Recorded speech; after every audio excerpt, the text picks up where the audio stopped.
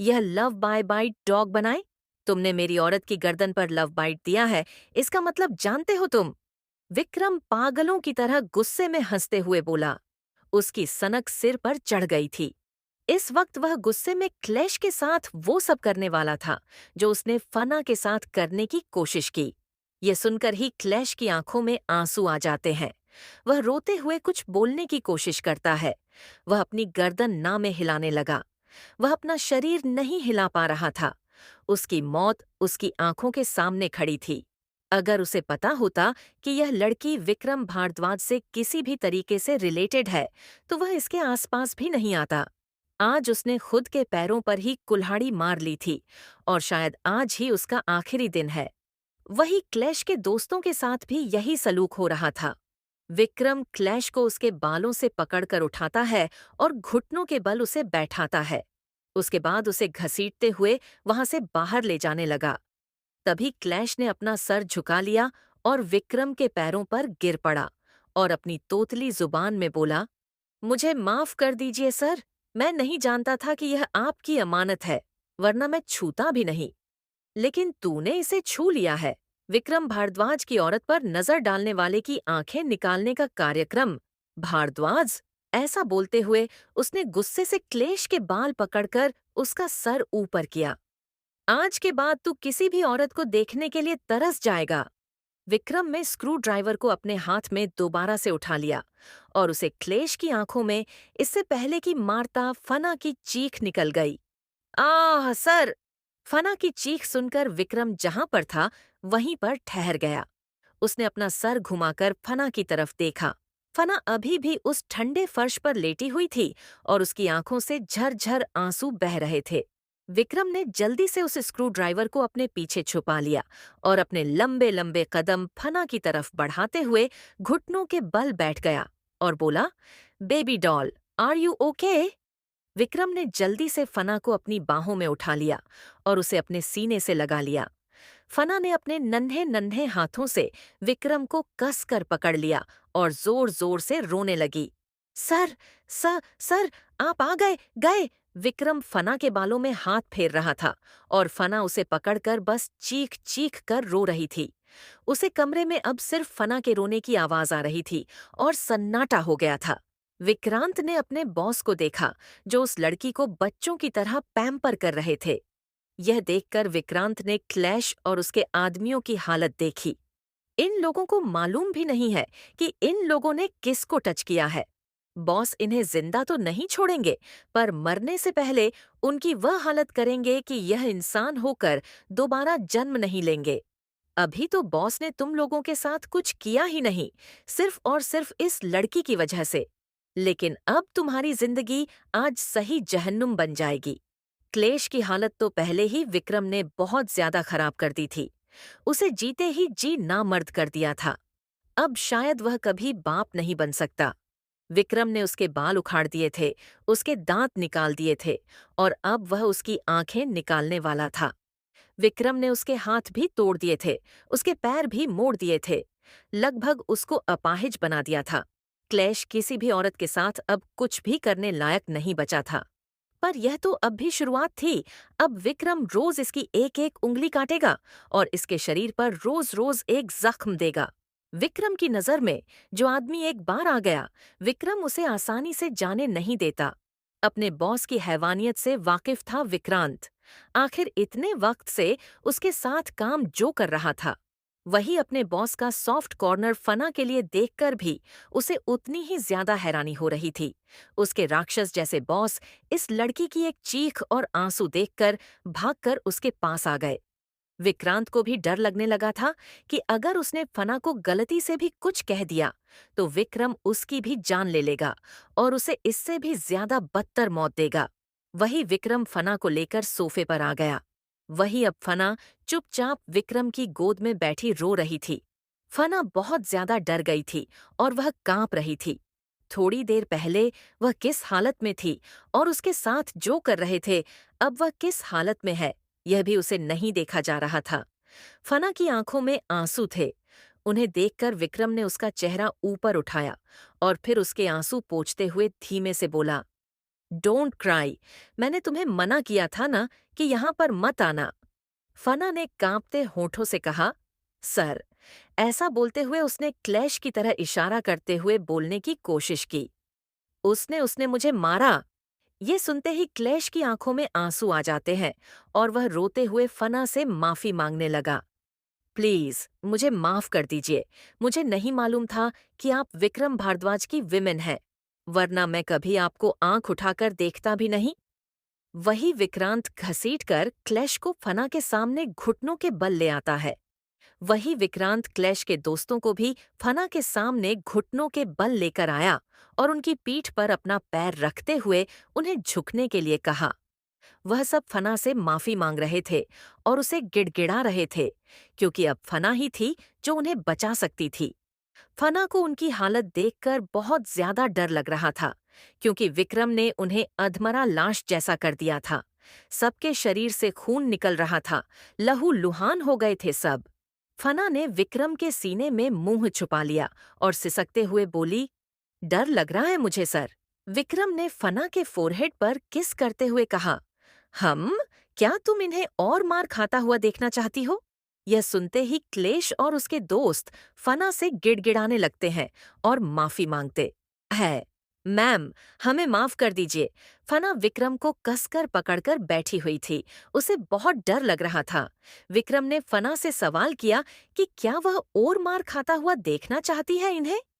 क्लेश और उसके दोस्त गिड़गड़ाते हुए माफी मांगने लगे। हमें माफ कर दीजिए मैम, हमसे बहुत बड़ी गलती हो गई है। हम आपको अपनी बहन की नजर से देखेंगे। फना और ज्यादा डर गई और उसने विक्रम के फेस को देखते हुए कहा, सर, ये लोग कितने डरावने दिख रहे हैं। मैंने इन लोगों से कहा था कि आप बहुत गुस्सा करेंगे, पर इन लोगों ने मेरी बिल्कुल भी नहीं सुनी और मुझे थप्पड़ भी मारा था सर। फना अपना गाल विक्रम को दिखाते हुए बोली। ये देखकर विक्रम गुस्से से क्लैश के मुंह पर खींचकर लात मारता है, जिससे क्लैश दूर जाकर गिरा। क्लैश का सिर दीवार से लगा और वह वहीं पर बेहोश हो गया।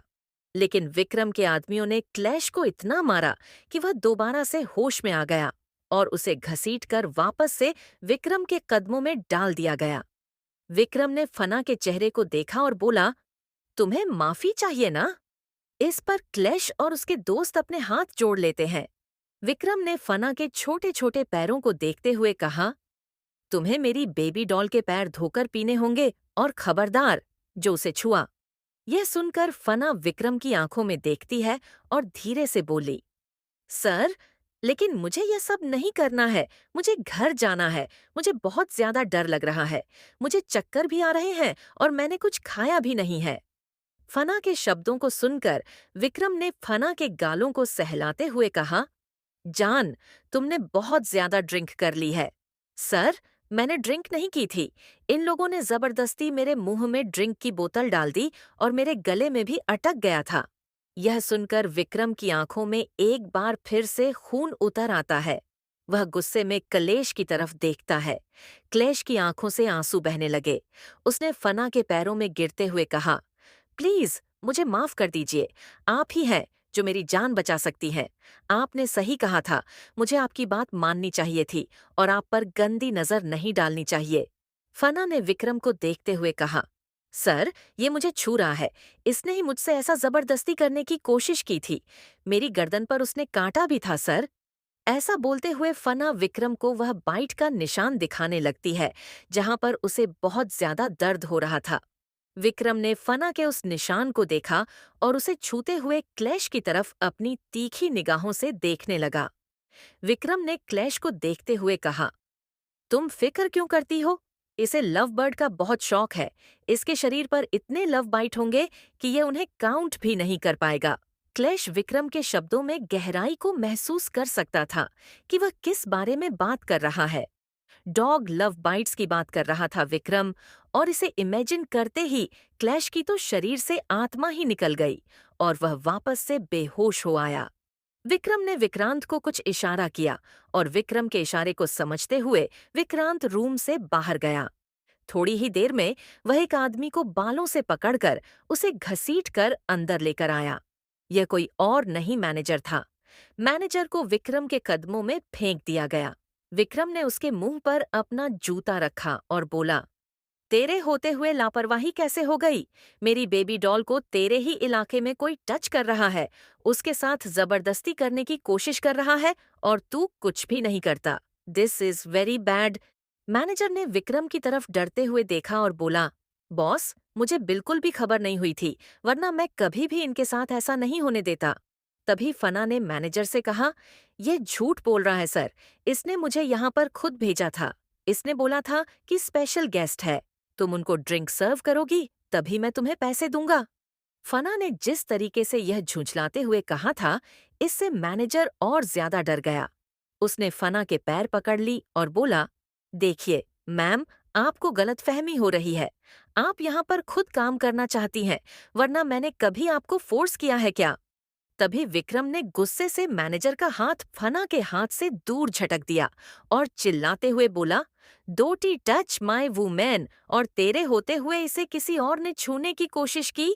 तुझे क्या लगता है कि तेरे इस लापरवाही के लिए मैं तुझे छोड़ दूंगा? जानता है ना तू कि यह मेरी है? मैनेजर ने विक्रम के सामने हाथ जोड़ लिया और रोते हुए बोला, सर, दोबारा ये गलती कभी नहीं होगी। अभी मेरे आदमी और निगरानी में रहेंगे, इनको कोई भी हाथ नहीं लगा पाएगा। तूने मेरी औरत से काम करवाने का सोचा भी कैसे? सच है कि तूने इसे यहाँ पर भेजा था। इस पर मैनेजर की बोलती बंद हो जाती है। वो डर से कांपने लगा।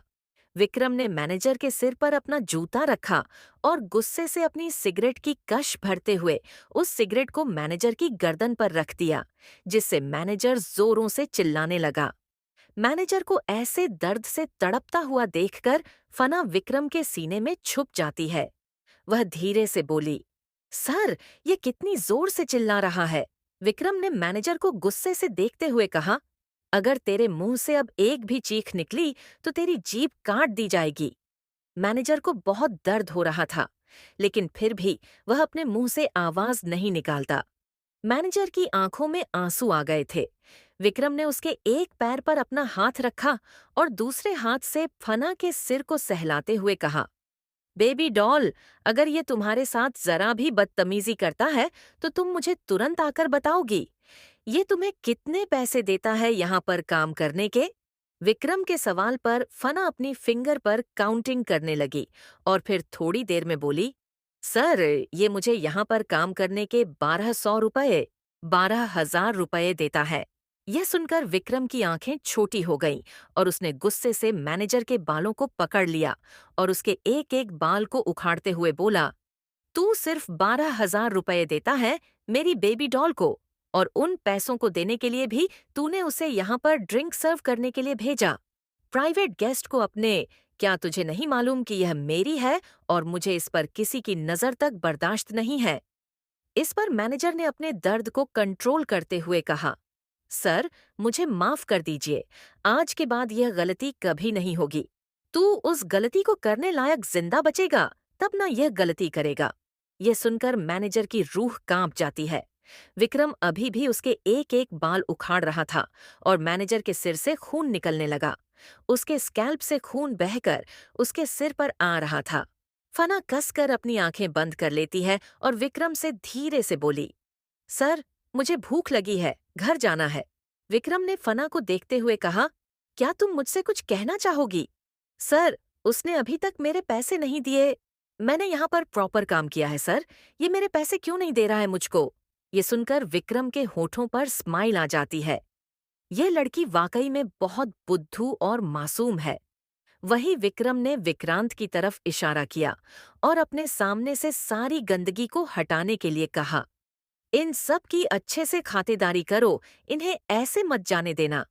यह सुनकर सभी डर जाते हैं और विक्रम से भीख मांगने लगते हैं कि वह उन्हें छोड़ दें। मैनेजर तो बहुत ज्यादा डर जाता है।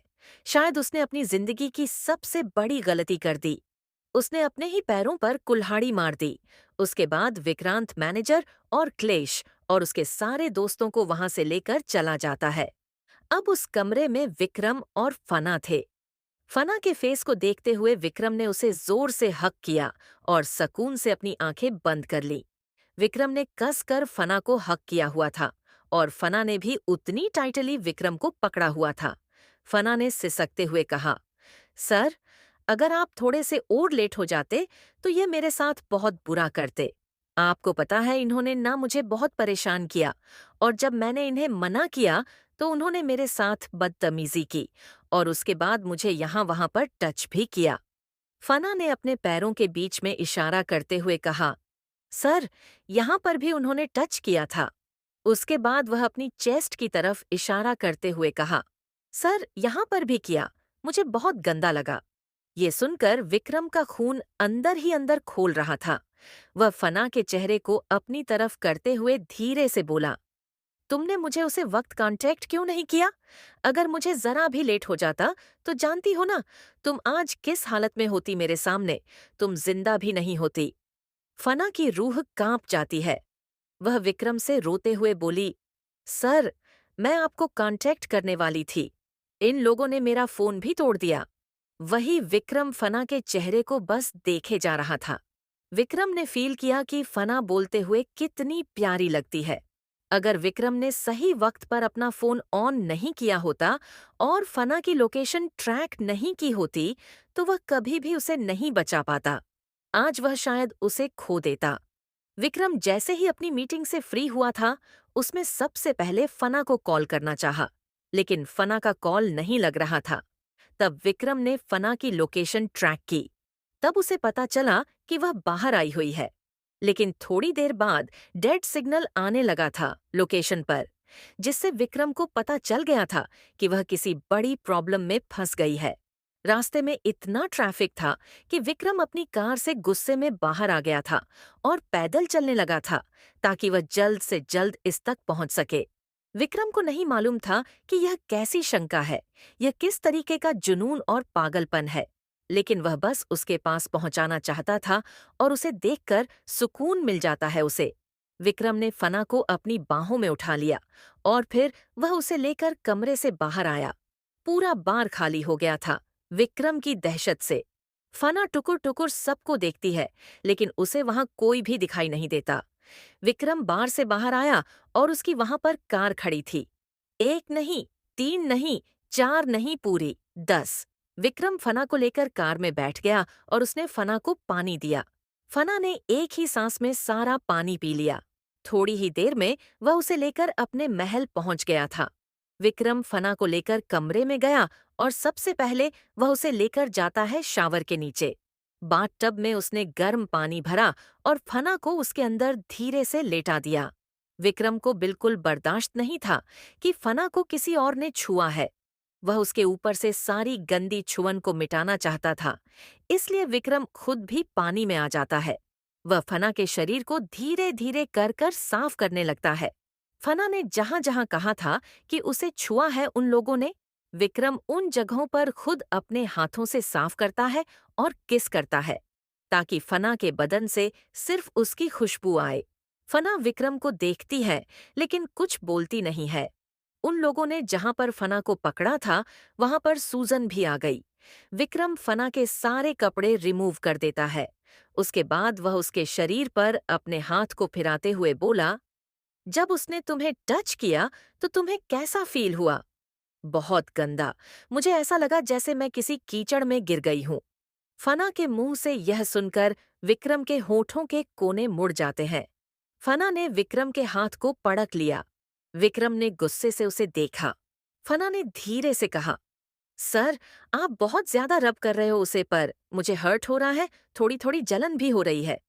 लेकिन उसने तुम्हें यहाँ पर छुआ है। सा सर, आप कितनी बार वहां पर साफ कर चुके हैं? देखिए अब रेड हो गया है। विक्रम रियलाइज करता है कि वाकई में उसने वहां पर काफी ज्यादा बार रब कर दिया है। वैसे भी फना की बॉडी इतनी सेंसिटिव थी कि हल्के से टच से ही लाल हो जाती थी। विक्रम ने फना के पैर उठाए और वहां पर किस किया। फना पानी में डूब गई।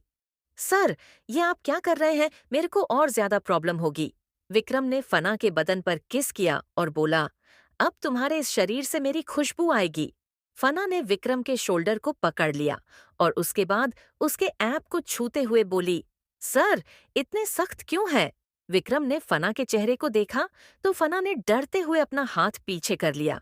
विक्रम ने उसके छोटे छोटे हाथों को पकड़कर अपने एब्स पर रख दिया और बोला, अगर तुम छूना चाहती हो तो छू सकती हो। सर, ये बहुत अच्छे हैं।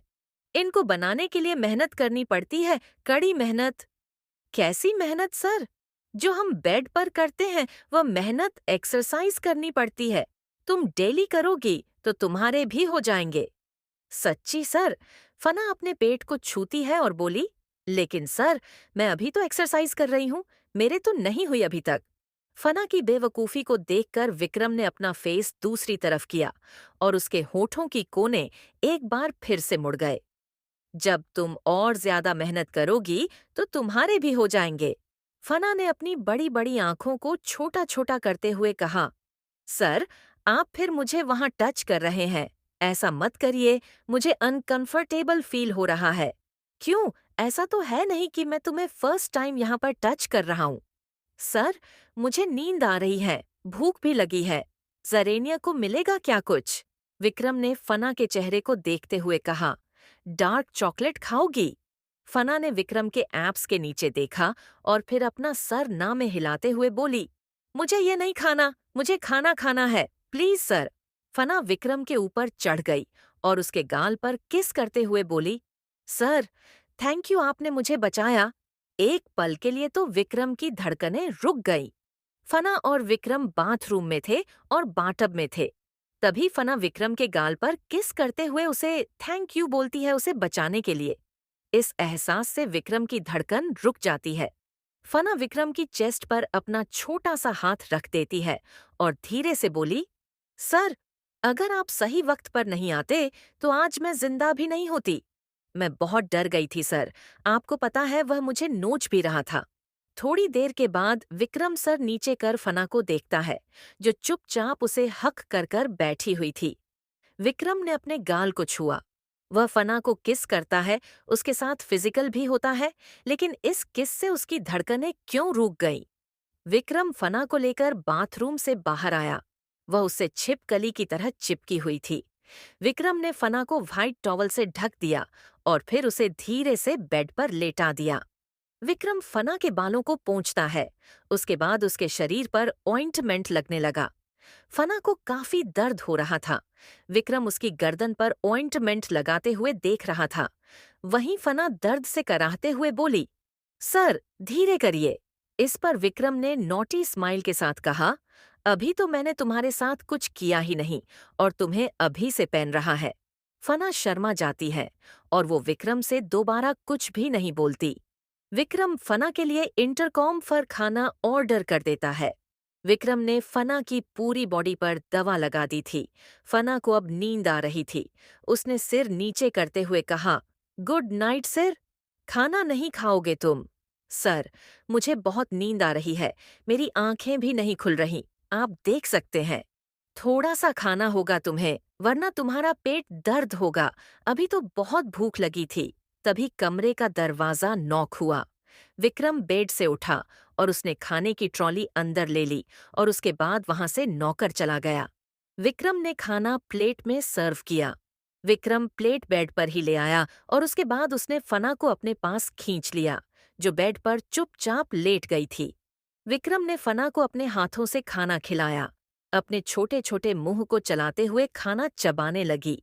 विक्रम ने फना से सवाल किया, तुम्हें बार में सिर्फ 12,000 भी मिलते हैं, उसके लिए तुम खुद को रिस्क में क्यों डालती हो? फना ने विक्रम से बुदबुदाते हुए कहा, मैं आपकी तरह रिच नहीं हूँ। 12,000 बहुत होते हैं सर। मुझे अभी चोल का किराया भी देना है, अपना 4 महीने का, और उसके बाद मुझे राशन के भी पैसे देने हैं निशु को। मेरे सारे पैसे हॉस्पिटल बेड में खर्च हो जाते थे। निशु अपने पैसों से ही किराया देती थी। उसने मेरी बहुत हेल्प की है सर, लेकिन अब मुझे भी उसे पैसे देने होंगे। लेकिन मैनेजर पैसे दे ही नहीं रहा था। यह 12,000 मेरे लिए बहुत जरूरी है। विक्रम ने फना को खाना खिलाते हुए पूछा, तुम होटल से कितना कमाती हो? फना ने अपनी उंगलियों पर काउंट करते हुए कहा, 8,000 कमाती हूँ सर। मैं वेट्रेस का काम करती हूँ। टोटल कितना हो गया? विक्रम ने दोबारा से फना को खिलाते हुए उससे सवाल किया। फना खाना चबाते हुए अपनी उंगलियों पर काउंट करती है और उसके बाद वह विक्रम से बोलती है कि 20,000 हो गए। सिर्फ 20,000 के लिए तुम पूरा दिन काम करती हो, तुम्हें नहीं लगता कि यह बहुत कम है? फना ने विक्रम को देखते हुए कहा, सर, ये बहुत ज्यादा होते हैं। 20,000 में तो सब कुछ हो जाएगा। मेरा रेंट भी दे दूंगी मैं, और मेरे भाइयों की मेडिसिन भी ले लूंगी, और मैं खुद के लिए भी खर्चा बचा लूंगी। फना की बातें सुनकर विक्रम उसके फोरहेड पर एक चुंबन कर देता है। ये लड़की वाकई में बहुत मासूम है। फना ने एक्साइटेड होकर कहा, सर, जब ये 2,000 करोड़ हो जाएंगे, मेरे हाथ में आएंगे, तो मैं सबसे पहले अपने भाई की दवाइयां लूंगी और उसके बाद मैं सारा रेंट पर कर दूंगी। मुझे अपना फोन भी रिचार्ज करना है, वह भी खत्म हो गया। तभी फना की आंखों में आंसू आ जाते हैं।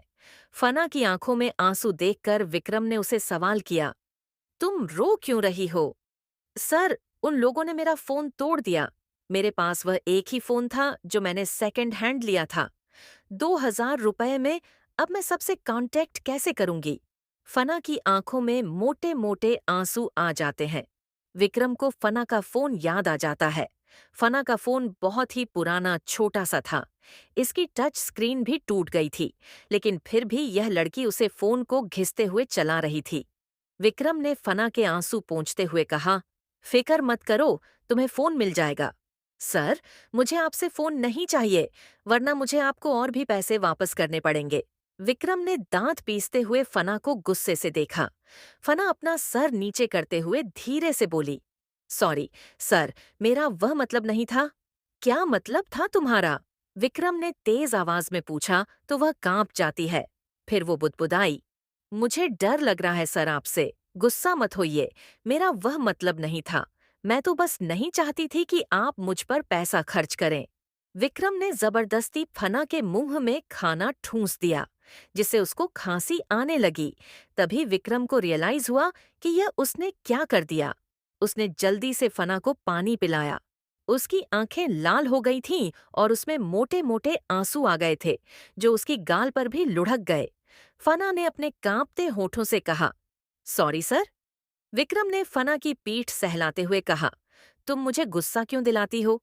अगर मैं तुम्हें ऑर्डर दे रहा हूं, इसका मतलब यह है कि तुम्हें उसे चुपचाप एक्सेप्ट करना है, मुझसे आर्ग्यू नहीं करना। फना ने अपना से नीचे करते हुए धीरे से कहा, सॉरी सर, दोबारा ऐसा नहीं होगा। फना के होंठ कांप रहे थे और उसकी आंखों से आंसू बहने लगे। विक्रम ने उसे जोर से डांटते हुए कहा, बात बात पर तुम्हारे आंसू बाहर निकल आते हैं, चुपचाप खाना खाओ। विक्रम के गुस्से और दांत को देखते हुए फना चुपचाप खाने लगती है। दोबारा एक शब्द भी नहीं बोलती। वह विक्रम को दोबारा गुस्सा नहीं दिलाना चाहती थी। विक्रम भी दोबारा कुछ नहीं बोलता। वह खाना फिनिश करती है। उसके बाद विक्रम टिश्यू पेपर से उसका मुंह साफ करता है। फना बेड पर लेट गई और विक्रम रूम से बाहर चला गया। विक्रम की डांट सुनकर उसके आंसू नहीं रुक रहे थे। सर, मुझ पर इतना गुस्सा क्यों करते हैं? मैं तो उनकी सारी बातें मानती हूँ। रोते रोते ही वह कब सो जाती है, उसे खुद भी पता नहीं चलता। तभी फना की तरफ दो मजबूत बाहें आई और उसे अपने ऊपर खींच लिया। फना कसमसाती है और दोबारा सो जाती है। इधर दूसरी तरफ एक गोदाम के अंदर जोर जोर से चिल्लाने की आवाज आ रही थी। कुछ लोगों को वहां पर करंट लगाया जा रहा था। एक आदमी जोरों से भागने की कोशिश कर रहा था। उसके पीछे कुत्ते छोड़ रखे थे। उनको खूंखार कुत्तों के बड़े बड़े दांत थे। अगर उनके दांतों के नीचे किसी का सर आ गया तो वह सर को भी खा जाएंगे। इतने डरावने कुत्ते थे वह, कोई देखे तो पेंट में ही वॉशरूम कर देता। वही उस आदमी का हाथ पहले से टूटा पड़ा था और पैरों से वह चल भी नहीं पा रहा था। उसके मुंह से खून निकल रहा था। वह जमीन पर गिर जाता है और कुत्ते उस पर झपट पड़ते हैं। वह जोर जोर से चिल्ला रहा था, मदद के लिए लोगों को बुला रहा था, लेकिन वहां पर कोई उसकी मदद करने के लिए आगे नहीं आया। वही बार का मैनेजर जोर जोर से चिल्ला रहा था, क्योंकि उसके हाथ पानी में भीगे हुए थे और उसे जोर जोर से करंट लगाया जा रहा था, जिससे उसके बाल खड़े हो गए थे। मैनेजर को दिन में ही तारे नजर आ रहे थे और उसकी आंखों से आंसू बह रहे थे। उसे नहीं पता था कि वह छोटी सी लड़की उसकी पूरी जिंदगी को नर्क बना देगी। इधर फना नींद में जोर जोर से रोने लगी। मुझे छोड़ दो, मुझे जाने दो, मुझे माफ कर दो, मैं कभी दोबारा नहीं आऊंगी, मैं यहाँ से बहुत दूर चली जाऊंगी। विक्रम ने फना के मुंह से जब ऐसे शब्द सुने तो जल्दी से उसने उसका चेहरा देखा। वह नींद में ही रो रही थी और जोर जोर से चिल्लाने लगी। वह अपने हाथ पैर चला रही थी। विक्रम ने उसको अपने करीब खींचा और उसे झटकते हुए बोला, क्या हुआ है तुम्हें? फना ने झटके से अपनी आंखें खोलीं और कुछ पल के लिए वह शांत हो गई। दूसरे ही पल वह विक्रम से लिपट गई और पूरे कमरे में अपनी नजर दौड़ते हुए बोली, सर, वह यहाँ पर आ जाएंगे और वह मुझे नहीं छोड़ेंगे, वह मुझे खा जाएंगे, वह मुझे मार डालेंगे सर, मुझे यहाँ से दूर ले चलिए। फना पसीने से तरबदर थी और डर की वजह से कांप रही थी। विक्रम ने उसे कसकर अपनी बाहों में होल्ड कर लिया और उसे देखते हुए बोला, मैं हूं ना तुम्हारे पास, कुछ नहीं होगा तुम्हें, तुमने कोई बुरा सपना देखा है, जस्ट क्लेम डाउन। विक्रम ने उसको पानी दिया, लेकिन फना के हाथ इतना कांप रहे थे कि विक्रम ने उसे खुद ही पानी पिलाया और साइड में गिलास रखते हुए उसके बालों में हाथ फेरने लगा। रिलैक्स, सो जाओ, मैं हूं ना तुम्हारे पास, मेरे होते हुए तुम्हें टच भी नहीं कर सकता कोई। फना विक्रम की चेस्ट पर अपना सर रख लेती है और उसे कसकर पकड़ लेती है। विक्रम को अपनी पीठ पर फना के नन्हे नन्हे हाथ महसूस होते हैं। वह हिचकियां ले रही थी। शायद इस हादसे ने उसे बहुत ज्यादा डरा दिया था। विक्रम अपनी आंखें बंद कर लेता है और फना उसकी गोद में बैठी हुई शांत हो जाती है। विक्रम ने सर नीचे किया और देखा तो वह सो चुकी थी। वह उसे लेकर वापस से लेट जाता है, पर फना उसे नींद में भी नहीं छोड़ रही थी। अगली सुबह फना ने धीरे से अपनी आंखें खोलीं। उसकी आंखों के सामने विक्रम का चेहरा था। हाँ, फना ने धीरे से विक्रम के चेहरे को छुआ और उसके होठों को छूते हुए देखने लगी। विक्रम ने झटके से अपनी आंखें खोलीं तो फना डर कर पीछे हो गई और उसने अपनी नजरें इधर-उधर की। सर, गुड मॉर्निंग, विक्रम ने फना के चेहरे पर अपना हाथ रखते हुए कहा। अब तुम ठीक हो? हम सर, रात में तुम डर गई थी। फना ने कुछ भी नहीं कहा। विक्रम उठकर बैठ गया और उसके बाद उसने उसको अपने पास बुलाया। फना सरकते हुए विक्रम के पास आई। विक्रम ने उसके होठों को चूमा। फिर वह फना के शरीर पर मौजूद घाव को चेक करता है कि क्या वह भर गए। विक्रम फना को डॉक्टर के पास ले जाना चाहता था। फना विक्रम को सवाली नजरों से देखती है। उसके बाद विक्रम उसे तैयार करता है। सबसे पहले वह उसको ब्रश करवाता है, फिर वह उसे बांध देता है। उसे कपड़े पहनाकर वह उसे कार में लेकर आ गया। वह टुकुर टुकुर विक्रम को यह सब कुछ करते हुए देख रही थी। जब वह कार में आकर बैठी तो उसने विक्रम की तरफ देखा, जैसे बोल रही हो, सर, अब हम कहाँ जा रहे हैं? विक्रम कुछ भी नहीं बोलता और थोड़ी ही देर में वो हॉस्पिटल पहुंच जाते हैं। वार्ड के अंदर एक लेडीज डॉक्टर फना को चेक कर रही थी और विक्रम वहीं पर खड़ा था। उस लेडीज डॉक्टर ने फना के शरीर को देखते हुए कहा, देखिए, आपको इनका बहुत ध्यान रखना होगा। यह काफी घबराई हुई है और उनका दिल कमजोर है। यह बार बार इसलिए डर रही है क्योंकि शायद उनके मन पर बहुत गहरा असर हो गया है किसी हादसे का। डॉक्टर ने विक्रम को देखते हुए फना के लिए कुछ मेडिसिन्स लिख दी और थोड़ी ही देर में विक्रम का आदमी मेडिसिन लाकर डॉक्टर को देता है। उस डॉक्टर ने विक्रम से कहा, देखिए, आपकी गर्लफ्रेंड फिजिकल बहुत ज्यादा वीक है। इन्हें रेस्ट की जरूरत है और एक भरपूर नींद की भी। उनकी आंखों के नीचे डार्क सर्कल्स आ चुके हैं। अगर ऐसा ही रहा तो यह बहुत बीमार पड़ जाएगी और हार्ट पेशेंट बन जाएगी। क्योंकि हमें रात में सोना जरूरी होता है और टाइम पर ब्रेकफास्ट करना, लंच करना और डिनर करना सबसे इम्पोर्टेंट है। और शायद ये अपना कोई मिल मिस भी कर रही है। यह सुनते ही विक्रम गुस्से में फना को देखता है तो फना के आंखों में आंसू आ जाते हैं। विक्रम ने अभी कुछ कहा भी नहीं था कि फना की आंखों से पहले ही आंसू गिरने लगे। यह देखकर विक्रम ने गहरी सांस छोड़ी और अपने होठों को भींचते हुए सर्द लहजे में बोला, रो क्यों रही हो तुम? सर, आप इतने गुस्से में क्यों देख रहे हैं? मुझे मारोगे क्या सर? मैंने कुछ भी नहीं किया है। विक्रम ने अपनी ठंडी आवाज में कहा। तो फिर तुम रो क्यों रही हो? सर, आप मुझे ऐसे क्यों देख रहे हैं? मुझे डर लग रहा है। फना अपने आंसू बहाते हुए बोली। विक्रम उसके पास आया और उसे टिश्यू पेपर दे दिया और बोला, अपने आंसू साफ करो। तुम ब्रेकफास्ट करती हो, डिनर भी तुम मेरी आंखों के सामने करती हो। इसका मतलब है कि तुम लंच मिस कर रही हो। इस वजह से तुम कमजोर हो रही हो। फना विक्रम की डांट सुनकर फिर से रोना शुरू कर देती है और उसके होंठ कांपने लगे। ये देखकर विक्रम ने अपनी गर्दन इधर उधर की, क्योंकि उसे इतना ज्यादा गुस्सा आ रहा था उस पर कि वह इस लड़की पर हाथ ना उठा दे। कुछ कहने से पहले ही फना अपना रोना धोना शुरू कर देती है। सर, मैं कॉफी पी लेती हूँ। मुझे भूख नहीं लगती है दोपहर में, इसलिए मैं नहीं खाती कुछ भी। विक्रम ने गुस्से से फना का गाल जोर से दबा दिया, जिसे उसकी आंखों से आंसू बहने लगे। सॉरी सर, विक्रम ने दांत पीसते हुए कहा। कॉफी पीकर तुम्हारा पेट भर जाता है। हम अगर ऐसा ही रहा ना तो किसी दिन मर जाओगी। सर, आप कितना जोर से डांट रहे हैं मुझे। मुझे डर लग रहा है आपसे। मम्मा।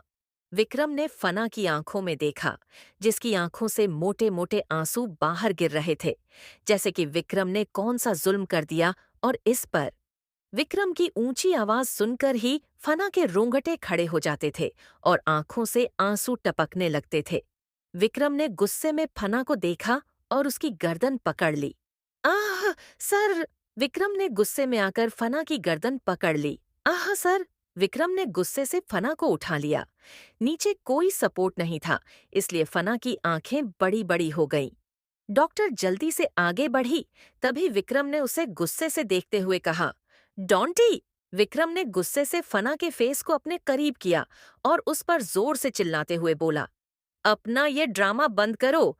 तुम्हें क्या लगता है बार बार ऐसे रोओगी और मैं तुम्हें कुछ भी नहीं कहूंगा? तुम जानती हो ना, रोज रात को मुझे तुम्हारे साथ फिजिकल होना है। इसके बिना मुझे नींद नहीं आती। उसके बावजूद भी तुम जानबूझकर अपनी बॉडी का ध्यान नहीं रखती हो। तुम यह भूलो मत कि अब तुम्हारी यह बॉडी सिर्फ मेरी है। फना की आंखों में आंसू आ जाते हैं और वह छटपटाने लगी। विक्रम ने गुस्से से उसे बेड पर फेंक दिया और उसके ऊपर झुक गया। वह उस पर दांत पीसते हुए बोला, अगर तुमने खुद का ध्यान नहीं रखा तो अब मुझसे बुरा कोई नहीं होगा। टाइम से खाओगी और टाइम टाइम पर रेस्ट भी करोगी। और अगर तुम्हारे पास पैसे नहीं है खाने के लिए तो मुझसे ले लो। आज के बाद अगर तुमने उस बार की तरफ नजर उठाकर भी देखा तो मैं तुम्हारी टांगे तोड़ दूंगा। विक्रम के गुस्से भरी आवाज सुनकर फना अपनी आंखें बंद कर लेती है और उसके होंठ कांपने लगे। तुम्हारी इस बॉडी की मुझे जरूरत है। ड्रग्स है यह मेरे लिए, जो मुझे चाहिए ही चाहिए। तुम चाहो या ना चाहो। अगर तुम यह सोचती हो कि तुम वीक हो गई तो मैं तुम्हारे करीब नहीं आऊंगा, तो यह बहुत बड़ी गलतफहमी है तुम्हारी। मैं तुम्हारे साथ उतना ही रूड होगा बेड पर जितना तुम खुद को बीमार करोगी। फना ने अपनी कांपते हुए होठों से धीरे से कहा, सर, दोबारा ऐसा नहीं होगा। आ फना ने धीरे से विक्रम के चेहरे को छुआ और उसके होठों को छूते हुए देखने लगी। विक्रम ने झटके से अपनी आंखें खोलीं तो फना डर कर पीछे हो गई और उसने अपनी नजरें इधर उधर की। Sir, good morning! विक्रम ने फना के चेहरे पर अपना हाथ रखते हुए कहा, अब तुम ठीक हो। हम सर, रात में तुम डर गई थी। फना ने कुछ भी नहीं कहा।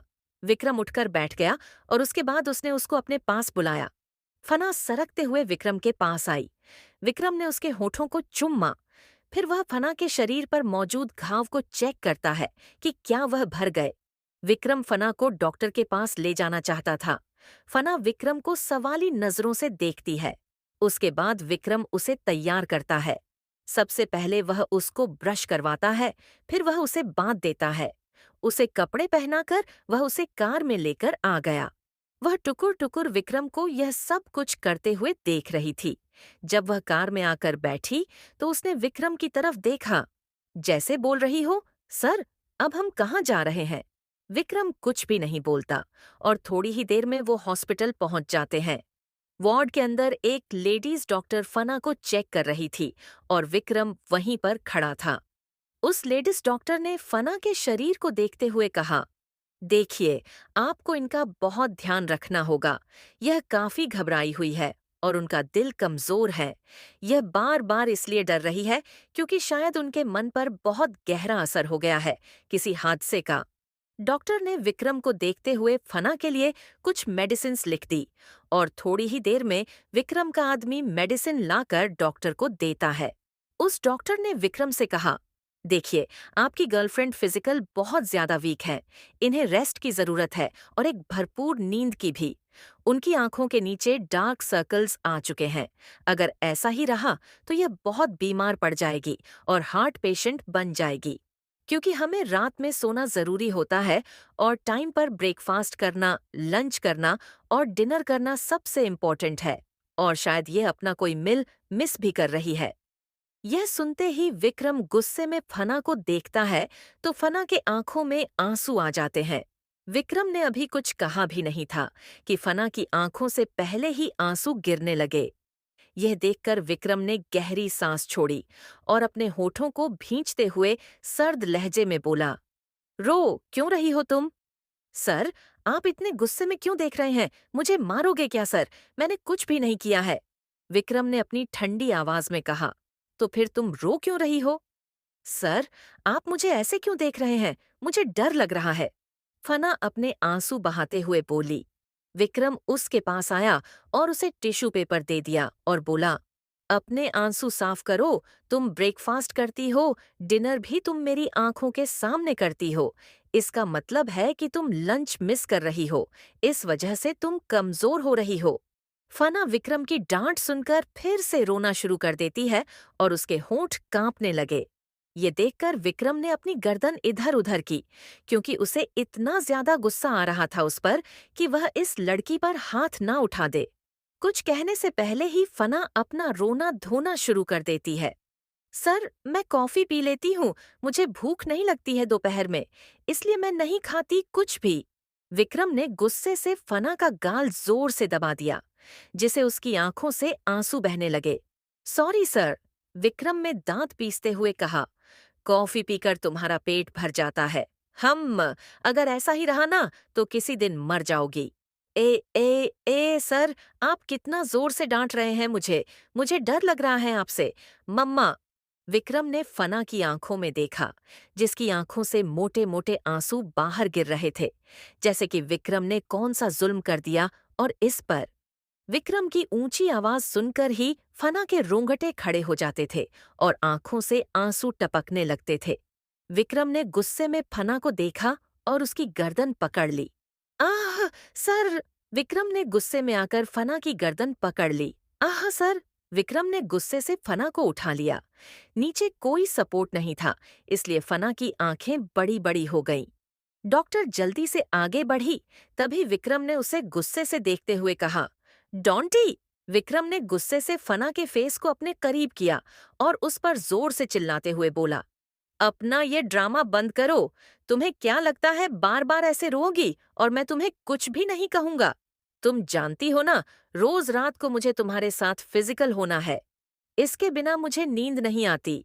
उसके बावजूद भी तुम जानबूझकर अपनी बॉडी का ध्यान नहीं रखती हो। तुम यह भूलो मत कि अब तुम्हारी यह बॉडी सिर्फ मेरी है। फना की आंखों में आंसू आ जाते हैं और वह छटपटाने लगी। विक्रम ने गुस्से से उसे बेड पर फेंक दिया और उसके ऊपर झुक गया। वह उस पर दांत पीसते हुए बोला, अगर तुमने खुद का ध्यान नहीं रखा तो अब मुझसे बुरा कोई नहीं होगा। टाइम से खाओगी और टाइम टाइम पर रेस्ट भी करोगी। और अगर तुम्हारे पास पैसे नहीं है खाने के लिए तो मुझसे ले लो। आज के बाद अगर तुमने उस बार की तरफ नजर उठाकर भी देखा तो मैं तुम्हारी टांगे तोड़ दूंगा। विक्रम के गुस्से भरी आवाज सुनकर फना अपनी आंखें बंद कर लेती है और उसके होंठ कांपने लगे। तुम्हारी इस बॉडी की मुझे जरूरत है। ड्रग्स है यह मेरे लिए, जो मुझे चाहिए ही चाहिए। तुम चाहो या ना चाहो। अगर तुम यह सोचती हो कि तुम वीक हो गई तो मैं तुम्हारे करीब नहीं आऊंगा, तो यह बहुत बड़ी गलतफहमी है तुम्हारी। मैं तुम्हारे साथ उतना ही रूड होगा बेड पर जितना तुम खुद को बीमार करोगी। फना ने अपनी कांपते हुए होठों से धीरे से कहा, सर, दोबारा ऐसा नहीं होगा। I am sorry. Sorry for what? अब मैं तुम्हारे मुंह से ये सॉरी सुनकर इरिटेट हो चुका हूँ। अगर दोबारा मुझे सॉरी बोला ना, तो मैं तुम्हारी जीभ काट दूंगा। फना अपना मुंह बंद कर लेती है। विक्रम गुस्से से उसके गाल को जोर से दबाता है, जिससे फना की आह निकल जाती है। मैं सब जानता हूँ कि तुम यह ड्रामा और नाटक क्यों कर रही हो, ताकि मैं तुम्हारे करीब ना आ सकूं और तुम मुझसे दूरियां बना सको। यह है तुम्हारी प्लानिंग। अफसोस कि कभी भी कामयाब नहीं होगी। अगर तुम बीमार भी होगी ना, तो भी तुम्हारे करीब आऊंगा और तुम्हें मुझे सेटिस्फाइड करना पड़ेगा, क्योंकि यही तुम्हारा काम है। तुम एडिक्शन हो मेरा, और मुझे रोज रात को चाहिए। ऐसा बोलकर विक्रम गुस्से में फना को झटक देता है और वहां से बाहर चला गया। वहीं फना कुछ देर तक तो वैसे ही सुन्न लेटी रही। उसकी आंखों से आंसू बह रहे थे और शरीर अभी तक कांप रहा था। डॉक्टर जल्दी से फना के पास आई और उसे उठाकर बैठाया। उसने फना को पानी का गिलास दिया। डॉक्टर भी कुछ नहीं कर सकती थी, क्योंकि वह विक्रम की पर्सनालिटी को जानती थी। यह आदमी रातों रात उसके हॉस्पिटल को गायब करवा सकता है। फना ने धीमे से डॉक्टर से कहा, आप मुझे बता सकती हैं कि मैं कब तक ठीक हो जाऊंगी? डॉक्टर ने फना से कहा, आप 3 से 4 दिन में ठीक हो जाएंगे। आपको टाइम पर ब्रेकफास्ट करना होगा, लंच करना होगा और डिनर भी। फना अपना सर हाँ में हिला देती है। थोड़ी देर बाद फना और विक्रम कार में बैठे थे। कार का माहौल ठंडा था। विक्रम अपनी आंखें बंद करके बैठा हुआ था और फना चुपचाप विंडो से बाहर देख रही थी। तभी अचानक से उसने विक्रम की तरफ से घूमकर खुद से ही कहा, कल मिस हो गया, इस वजह से सर गुस्सा हो गए हैं। उन्हें कुछ भी करने को नहीं मिला, इसलिए इतना भड़क रहे थे। फना थोड़ा सा हिलते हुए विक्रम के पास आ गई और फिर वह हिम्मत करके उसके चेस्ट पर अपना हाथ रखती है। विक्रम ने अपनी आंखें खोली और फना के हाथ को गुस्से में पकड़ लिया, जिससे फना की आह निकल गई। क्या कर रही हो तुम? ठीक से तुमसे बैठा भी नहीं जा रहा अब। फना की आंखों में वापस से आंसू आ जाते हैं। वह विक्रम की ओर करीब आते हुए उसका फेस पकड़ लेती है।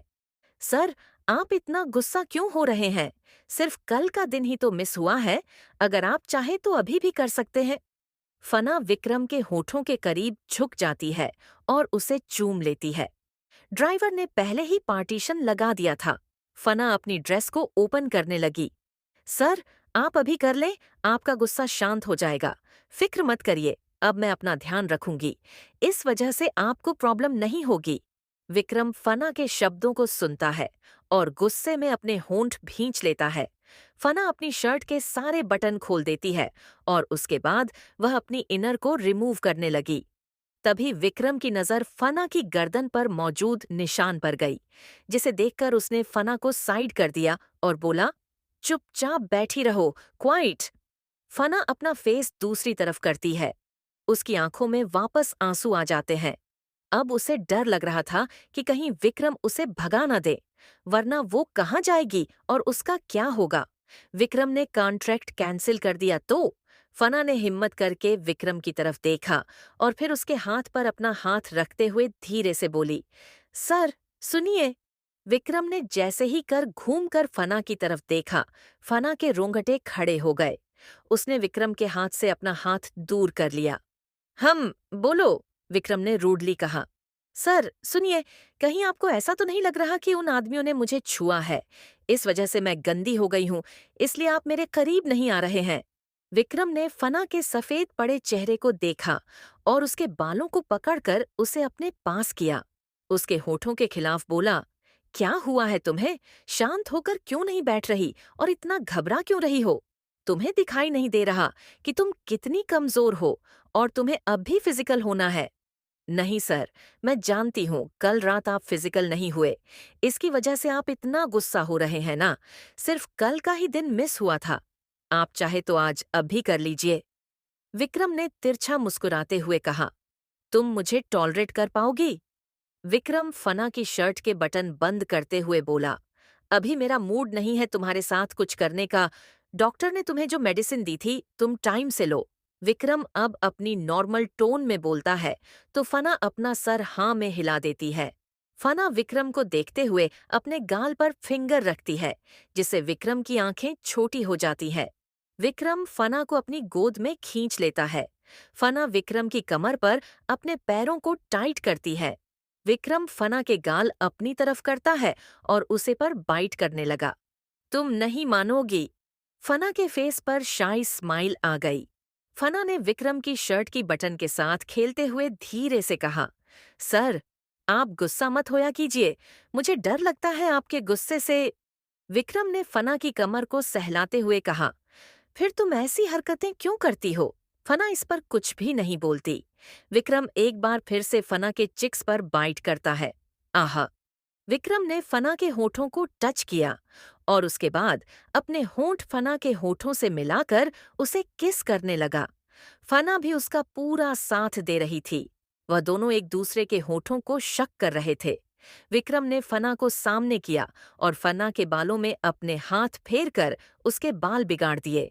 कुछ देर में वो लोग विक्रम के बंगलो पहुंच जाते हैं, लेकिन अभी तक विक्रम और फना कार से बाहर नहीं आए थे और ड्राइवर वहां से जा चुका था। वह दोनों रोमांस करने में इतने बिजी हो गए थे। फना विक्रम को चेस्ट पर किस करती करती है। विक्रम ने फना को बिगाड़ दिया था। उसके बाद वह विक्रम के शोल्डर पर अपने होंठ रखकर विक्रम की पेंट पर अपना हाथ रखकर रब करने लगती है। विक्रम फना को घूर कर देखता है। उसके बाद वह उसे खुद से दूर कर देता है। विक्रम कार से बाहर आया। वही करीबन 5 मिनट बाद फना मुंह बनाते हुए कार से बाहर आ गई। विक्रम फना का हाथ पकड़ता है और उसके बाद वह दोनों वॉक करते हुए अंदर जाने लगते हैं। विक्रम का पैलेस इतना बड़ा था कि उन्हें कार से भी 10 मिनट लगता था इंटर होने में। फना फाउंटेन को देखती है जिससे पानी बाहर निकल रहा था। फना विक्रम से हाथ छुड़ाकर उस फाउंटेन के पास भाग गई और अपना मुंह ठंडे ठंडे पानी से धोने लगी। विक्रम ने फना को पीछे से देखा और उसे फना की हरकत याद आने लगी। उसकी बॉडी से फना की खुशबू आ रही थी। धीरे धीरे फना नॉटी हो गई थी और अब वह खुद विक्रम के पास आ जाती थी। विक्रम ने अपने होठों पर सिगरेट रखी। तभी उसे हल्का सा पैन हुआ। उसने अपने होठों को टच किया तो वह समझ गया कि यह उसकी बेबी डॉल का काम है। उसके होठों को कुतर कर जख्मी कर दिया था। विक्रम सिगरेट दूर कर देता है और उसके बाद वह फना को पानी से खेलते हुए देखता है। विक्रम को रिलायंस होता है कि फना अभी सिर्फ 18-19 साल की ही तो है। फना के अंदर इमैच्योरिटी थी जो विक्रम को उसकी तरफ अट्रैक्ट करती थी। विक्रम फना की तरफ अपने कदम बढ़ाने लगता है। अभी विक्रम की शर्ट के सारे बटन खुले हुए थे और उस पर बाइट के निशान बने थे। उसकी शर्ट पर भी लिपस्टिक का निशान था, उसकी गर्दन पर भी। फना ने भी विक्रम के गालों पर बाइट की थी जिसके निशान बने हुए थे। विक्रम फाउंटेन के पास आकर खड़ा हो गया। फना ने विक्रम की तरफ सर घुमाकर देखा। उसी वक्त विक्रम ने उसके बम पर स्पैंक किया। आह! सर! फना विक्रम को घूर कर देखती है और विक्रम फना के गाल को खींचता है। वही दूर खड़ा विक्रांत यह नजारा देखकर हैरान हो जाता है कि उसका बॉस कितना बदल चुका है। उसने हमेशा विक्रम को वर्ल्ड ट्रस्ट ही देखा था, लेकिन आज उसका बॉस जिस हालत में उसे नजर आ रहा था, यह खतरे की निशानी थी। वाकई में एक लड़की एक आदमी की जिंदगी में उसे बर्बाद करने के लिए ही आती है। अपने बॉस को देखकर उसे समझ आ चुका था कि यह कहावत बिल्कुल सच है।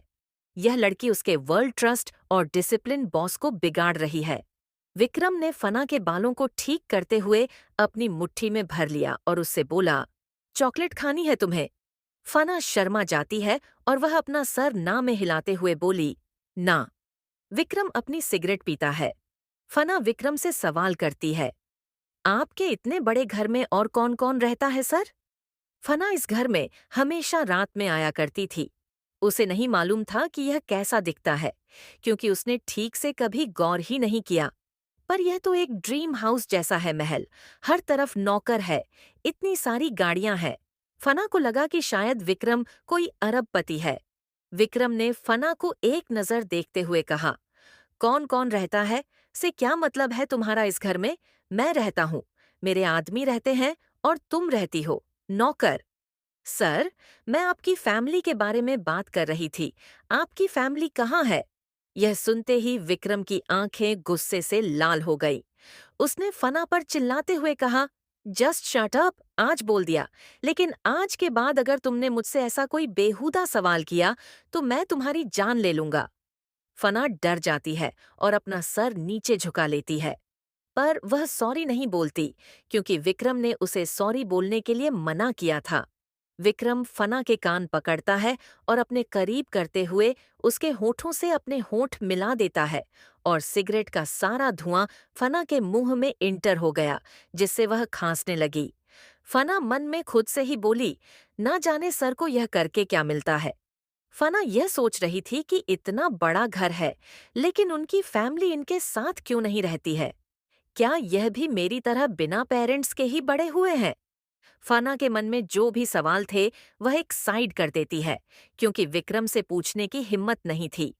वह अपना छोटा सा दिमाग ज्यादा चलाना भी नहीं चाहती थी। विक्रम फना के सर पर चपत लगाते हुए बोला, तुम उस गार्डन में वॉक करो। फना विक्रम की बात मान जाती है और फिर वह पूरे गार्डन में घूमने लगती है। उसे एक झूला दिखाई देता है, जिस पर बैठकर फना झूला झूलती है। उसे काफी अच्छा महसूस होता है और खुद वह हंसने लगती है। विक्रम यह देखकर हैरान हो जाता है। फना के हंसने की आवाज वहां पर चारों तरफ गूंज रही थी, और हंसते हुए वह इतनी ज्यादा प्यारी लग रही थी कि विक्रम कुछ देर तक तो उसके मोती जैसे दांतों को देखता रहता है। फना की स्कर्ट हवा में उड़ने लगी, जिससे उसकी अंडरगारमेंट्स नजर आने लगे। विक्रम ने चारों तरफ अपनी नजरें घुमाई, वहां पर कोई भी नहीं था। विक्रम ने फना को देखते हुए सोचा, यह लड़की बदमाश है। तभी विक्रम का फोन रिंग करने लगा और विक्रम ने कॉल पिक किया। सर, अब इनका क्या करना है? मैंने इन पांचों को अस्पताल में एडमिट कर दिया है। याद रहे, ये मरने ना पाए। इन्हें जिंदा रहना होगा और रोज टॉर्चर की डोज देनी होगी। थोड़ी देर तक विक्रम बात करता है, उसके बाद कॉल कट कर देता है। तभी विक्रम के फोन पर एक इम्पॉर्टेंट कॉल आता है और वह उसे अटेंड करता है। शिव को चेक करो और याद रहेगी, कोई भी पॉलिटिकल का आदमी रास्ते में आए तो उसे हटा दो। हमारे लिए यह डील बहुत इम्पोर्टेंट है। अगर किसी से एक भी गलती हो गई तो उसे शूट कर दो। आह! सर! विक्रम ने अपना सिर उठाकर सामने देखा और फना वहां पर लुढ़क कर गिर गई। फना की स्कर्ट पूरी ऊपर हो गई। यह देखकर विक्रम की आंखें तीखी हो गईं। यह लड़की खुद का ध्यान क्यों नहीं रख सकती? सी